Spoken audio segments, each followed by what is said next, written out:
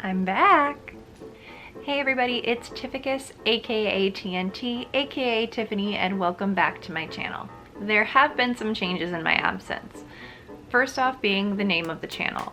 I changed it from Dynamite Designs to Tificus mainly because I felt like Dynamite Designs kind of pushed the channel into a corner, and I have a whole bunch of ideas for things I want to do, including more costumes, wig tutorials, character makeup tutorials, even some convention vlogs, and I feel like Dynamite Designs really kind of didn't embody that, so I decided to go with Tificus. Why did I choose Tificus? So Tificus is my high school nickname that's kind of just stuck since then. It's also already the name of my Instagram and like my TikTok account, so I don't have to have multiple social media accounts. I can just keep the one, and it just makes it a whole lot easier for me that way. Another change was I haven't posted in a while. Reason for that being things like work schedules, life changes, but truth be told, most of it is anxiety. It was so hard for me to get in front of the camera and put my work out there, and afraid of judgment, but you know, the only way for me to get over that anxiety is just to keep doing this and pushing myself. So here we are back. I have tons of ideas for stuff to do, so let's get into today's video. One of the many things that I participate in is the Rocky Horror Picture Show at the Oriental Theater, and I play Janet. I absolutely love doing it. I think it's probably been 8-9 years now. So Janet has a lot of quick changes, and even one that happens on stage. In doing it for so long, my costumes have really gotten a lot of wear and tear, and it's really time to update them, especially because this one at the last performance, while doing a quick change on stage, had the zipper and the back seam completely rip out of it. So rather than just attempting to keep fixing the same one, we are just going to update and make a new costume. So today's project is going to be remaking Janet Weiss's pink dress from the Rocky Horror Picture Show. When I made the original costume 8 years ago, that was when I kind of first started out with sewing and cosplaying and didn't really know what I was doing at the time. So I kind of just did some measuring and guesswork and made my own pattern, and it ended up working out really well and held up very well. But this time I want to make sure it's going to last for another 8 possible years, and since I'm on a little bit of a time crunch to get it done before the next show, I'm just going to be using a store-bought pattern. So I'm going to be using this Simplicity pattern as kind of my base and altering little tiny things as needed.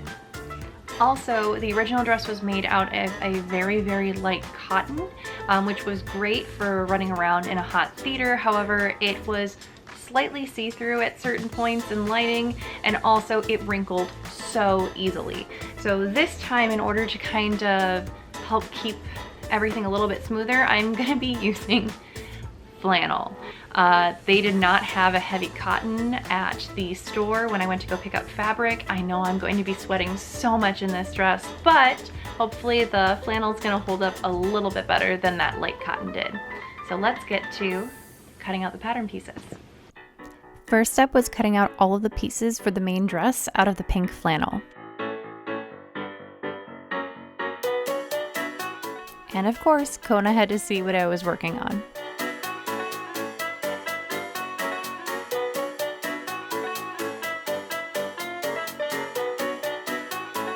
Then the cuffs, collar, and belt out of the gingham.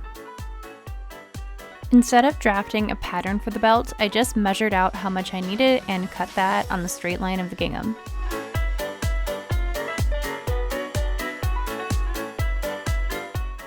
The facing and collar pieces both need light interfacing to give them a little bit of stiffness. For the belt though, I'm going to be using a much thicker interfacing to help it keep its shape and a little bit more stability.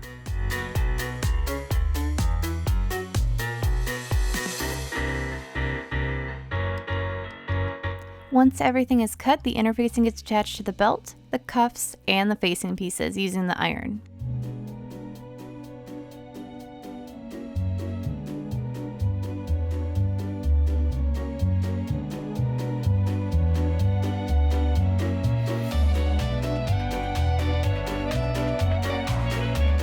The next step is adapting the collar. I'm using a French curve in order to round out the edges on both ends.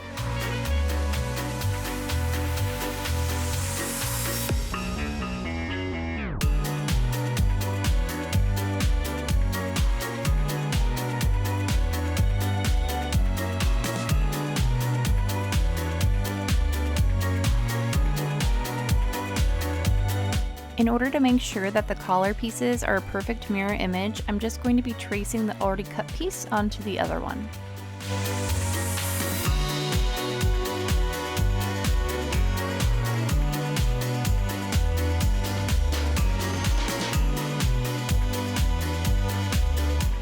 So now that all the pattern pieces are cut out, the interfacing has been attached and everything is ironed, instead of just going straight into stitching the pieces together, I do want to make sure that they'll hold up to a little bit more wear and tear. So I am going to use my serger and I'm going to serge all of the pattern pieces just to make sure there's no fraying or anything like that. Right now my serger is on black thread. I should change it to white, but am I?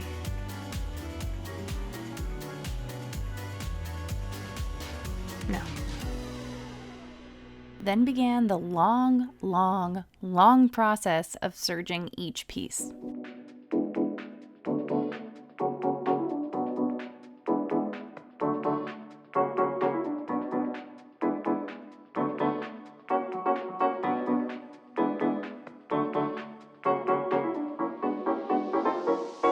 It was at this point that somebody reminded me I should probably be taking a break. Let's go. Alright, now that all the pieces have been serged and the dog has been walked, now I can start putting everything together. And that starts with connecting the side front and the front piece.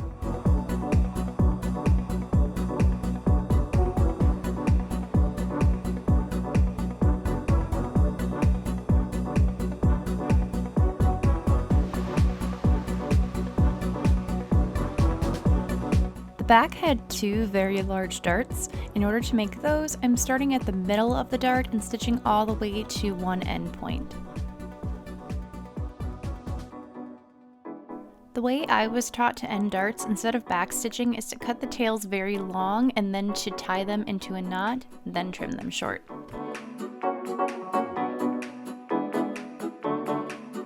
Then repeat these steps for the other half of the dart.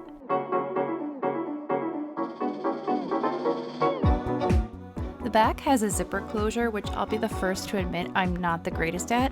The easiest way I've found to make sure that everything lines up properly when putting in a zipper is just to start out by completely closing the back seam and ironing everything flat. Then laying everything out, I lay the zipper on top of the back seam exactly center and pin everything into place.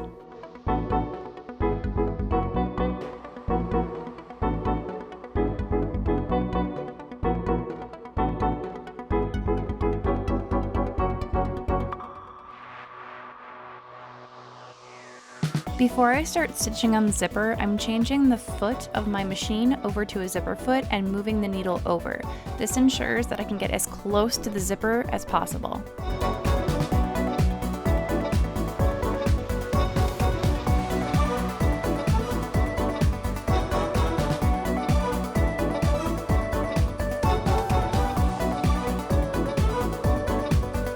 Nearing the end of the zipper, I'm going to rotate it 90 degrees and very carefully stitch over the teeth of the zipper. Rotate it another 90 degrees and stitch back up the other way.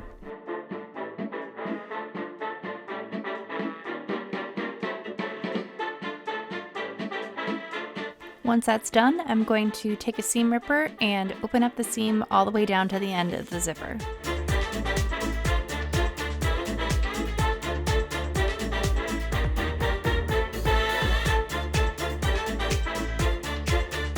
Next, I'm attaching the front to the back at the shoulder seams.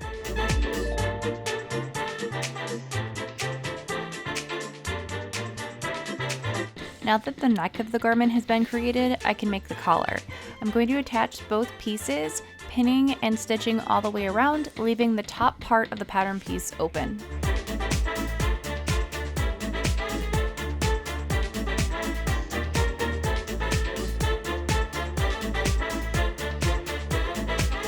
Next is flipping the piece right side out and ironing flat, repeating the step for the other half of the collar.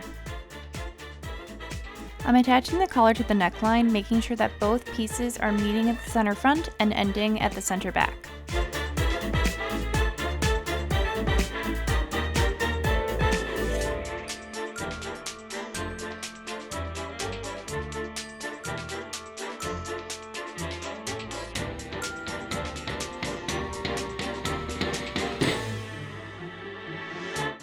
To finish the collar, I'm stitching together the facing pieces on the shoulder seams.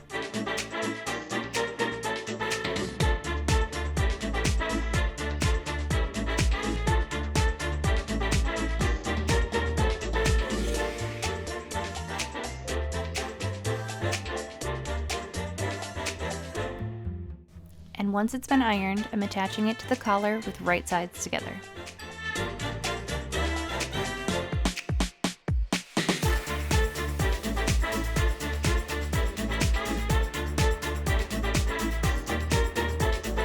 To keep the facing in place, I'm hand stitching it down on the seam allowance of the shoulder seams and the back.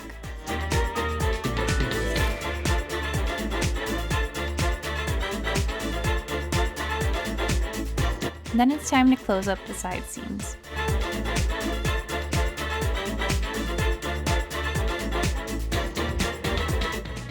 I was really hoping I was going to be able to finish this in one day, but that is just not the case. I still have a lot to do, but the base of the dress is done, so it's very late. I'm going to get some sleep and be back to finish the rest of it. And I am back. Is it the next day consecutively? No, but it's the next day I can work on the project? Yes, and that is what's important. When I last left off, the next thing to do was to work on these sleeves. It's going to be very interesting because I don't quite remember the correct way to add cuffs. So it's going to take a little bit of time just to jog my memory, but let's get into it. This particular pattern had a dart right at the elbow, so I'm stitching that first before folding the sleeves together and stitching to make the underarm seam.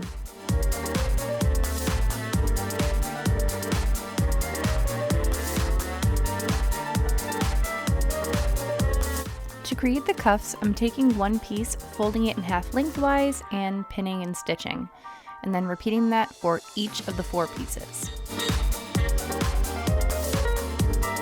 Once those have been ironed, I'm flipping one piece right side out, and then stuffing that inside with right sides together, connecting and stitching together the larger end.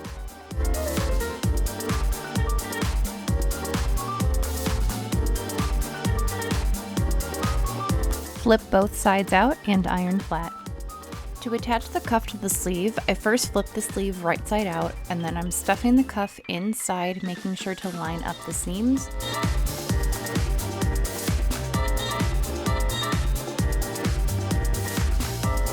Once everything is sewn, you can just flip the cuff to the outside of the sleeve. Before I attach the sleeve to the dress, I need to make a running stitch by turning my machine to the longest thread setting and just running it all the way along the top edge of the sleeve. That way, I can make sure that everything is evenly spaced when putting the sleeve onto the dress. After trying the dress on, I found that a lot of length needed to come off of the hem, so I was measuring that first, and then rolling everything up and stitching to create a rolled hem. So now that the adjustments and the hemming is all finished, it's time to add all of the fun details that actually turn it into the Janet dress. So instead of trying to find new lace and new buttons, honestly, I am just gonna reuse the ones that are on the old ripped out dress. You can see I tried to fix it short term with Velcro, which did not work very well. So I'm gonna go ahead and I'm gonna seam rip off the lace and the buttons, and I'm gonna transfer them onto the new dress.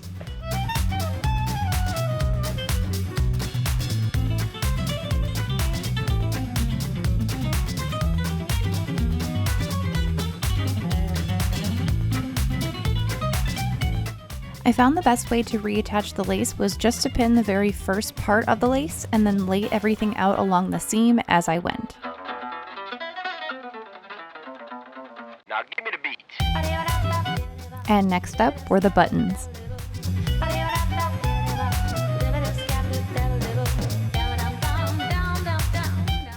Here I'm measuring out the button placement to make sure that they're evenly spaced between each one before hand stitching it on.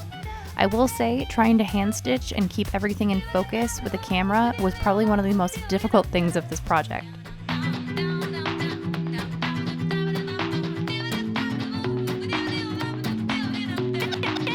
And of course, The very last thing for this project is the belt.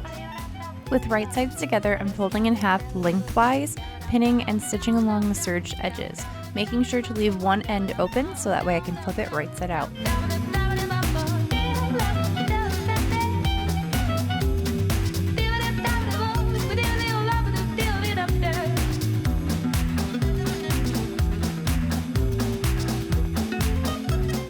Once it's folded right side out, I'm making sure to iron it flat very, very well, and then folding under the end and top stitching in order to finish off that edge. After measuring around my waist where I needed to end, it was time to add the hardware. Again, I should have used silver, but all I had available was black. So first was hand stitching on the skirt and bar pieces, and then to keep the excess fabric from poking out, I did add a snap as well. And with that, it's done, and just in time to head to the theater.